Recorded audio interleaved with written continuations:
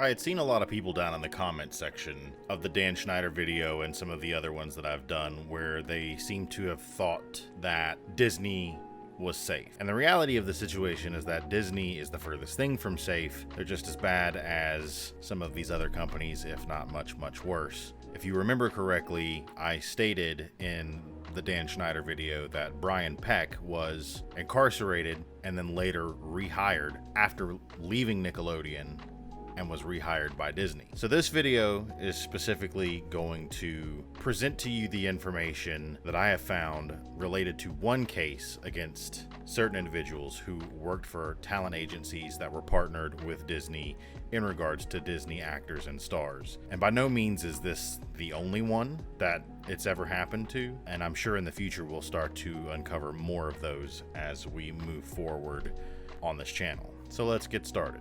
Ricky Garcia. It's a name that I'm not entirely familiar with when it comes to celebrities, and if I'm being entirely honest, I don't really know a lot about the Disney Channel in general. It was definitely a channel I slept on in my youth. Not that I disliked it or anything like that, it's just that Cartoon Network and Nickelodeon were always my main squeeze.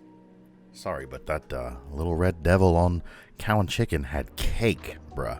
You know what? Honestly, just saying that out loud, considering the context of this video, I'm sorry. I'll try to do better.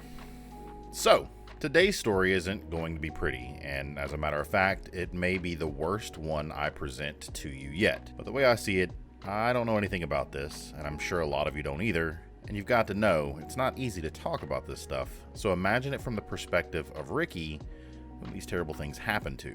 Ricky Garcia is an actor as well as a former singer in the boy band Forever in Your Mind. Garcia also starred in the TV series Best Friends Whenever and the movie Bigger, Fatter, Liar. Almost exactly 1 year ago, Ricky accused and filed suit against his former manager Joby Hart, as well as names like Tyler Grasham and Niels Larson. Before we get into what actually happened, as always, we need to provide some background to show exactly how much reach and influence Joby Hart had and how we landed here today. This is your trigger warning. The information from here on will be graphic. You have been warned. Joby Hart is a British television personality and has operated as a host and actor since the late 90s. Notably speaking, he was part of the original team that participated in the creation of Pop Idol. Other works that Hart is noted for having worked on, and most of these are behind-the-scenes roles, will be as follows. It should also be noted that Joby is still currently working in television and also founded Hot Rock Media. Right, so not a lot of information out there about Joby. On to Ricky. As we've mentioned, Ricky was an actor for Disney as well as a singer in a former boy band. Ricky formerly worked under the Agency for the Performing Arts, otherwise known as the APA.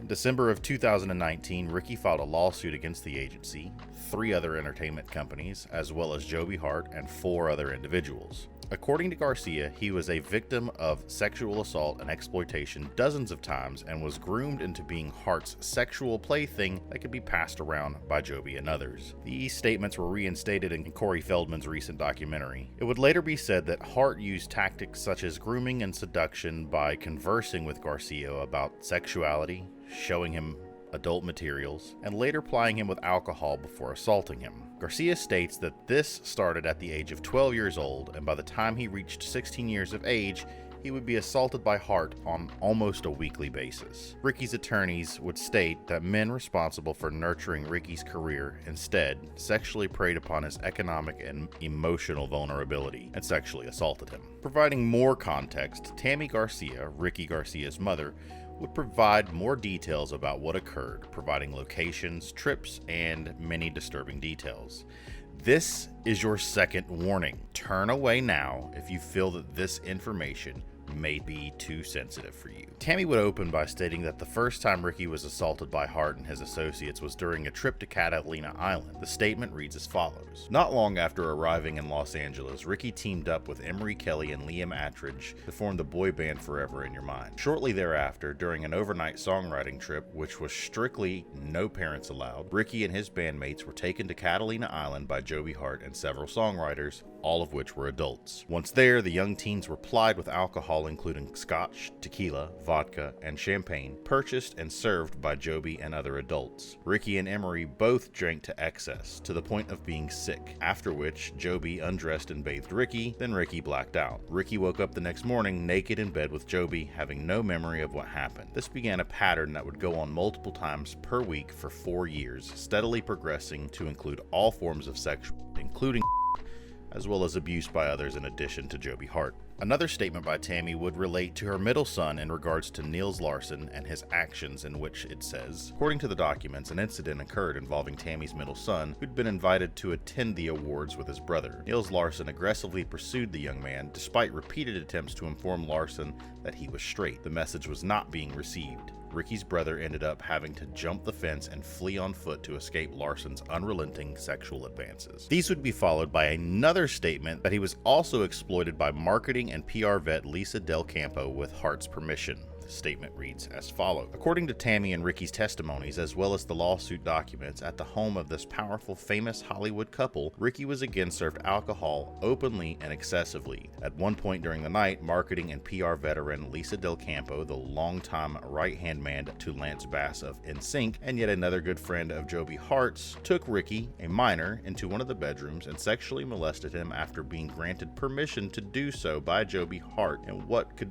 only conclude to nothing less than child trafficking. This was once again followed by further allegations that Sarah Espiritu, who worked for Disney Studios, cultivated a sexual relationship with Ricky. When brought to Disney's attention, they attempted to cover it up. The statement reads, Disney was made aware that their adult employee was having a sexual relationship with their talent Ricky Garcia, a minor, as Joby Hart discussed the matter with Hollywood Records senior marketing manager Michelle Alexander. However, not only did no one tell Ricky's mother Tammy, but the Disney talent relations employee was not investigated for having sex with a minor, nor was she fired from the supposedly family-friendly behemoth. The Disney Corporation handled the situation by transferring Miss Espiritu out of the talent relations to another department within the company. Ricky would eventually confront Hart about the years of abuse and misconduct, only to be met with Joby exclaiming to Ricky that he had secured a new tour to promote his band's second album. This was later described by Hart's former assistant Ali Bull as a clear manipulation attempt by Joby to make it hard for Ricky to escape. Bull would later inform Ricky's mother, Tammy, about the abuse that was occurring. Tammy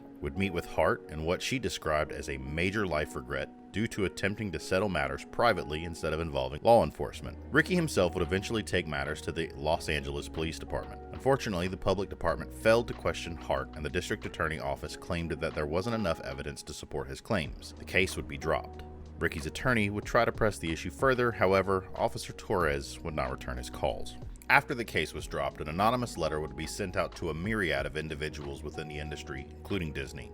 The letter reads as follows. This letter is being sent out to you out of great concern for young actors and musicians who are doing business with Joby Hart, a talent manager from the partnership LA with whom you may do business with. Joby Hart has sexually molested one of his clients, a young Disney talent, and a musician. During the years, the boy was about 14 to 18 years old. Though an official report was filed, unfortunately due to the lack of corroborating evidence, official criminal charges could not be filed by the LA County District Attorney. In this time that many young people are coming forward, this travesty is being swept under the rug due to lack of evidence or witnesses that refused to come forward. This boy had nothing to gain and everything to lose by bravely coming forward. There are currently a number of young actors and musicians that are working for you or have worked for you and are represented by Joby Hart. By continuing to work with him, you are putting young people in the company of a If something were to happen to another person after you have knowledge, was continuing to work with Joby Hart worth it? This may not be the best way to share this unfortunate information with you. However, it is necessary that you are made aware and have the opportunity to take action. Sadly, for reasons of protection, I must remain anonymous, but I hope that you take this as serious as many of us have. Regards, concerned parties. I leave this up to you. What are your thoughts? Leave them down in the comments below. If you're new to the channel, consider subscribing. Make sure to click that bell icon with notifications turned on so that you get notified every time I post a new video to the channel. Leave a thumbs up if you liked this video or a thumbs down if you didn't. And as always, my social media accounts are listed below, as well as my Patreon and my Twitch link. I usually stream Saturday nights, 10 p.m. Eastern Standard Time. It's a chance to interact with me on a different platform and a different type of content. I'd really appreciate it if you guys could make it over there. Thank you guys for watching, and I'll catch you in the next video. Silence,